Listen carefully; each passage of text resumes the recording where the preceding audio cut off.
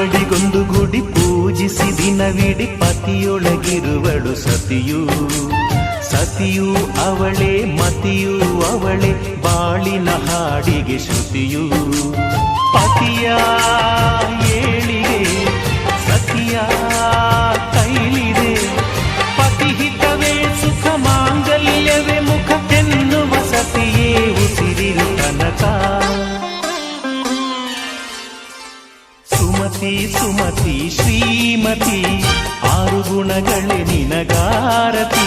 ಮನಕ್ಕೆ ಒಡತಿ ಮನೆಗೆ ಗರತಿ.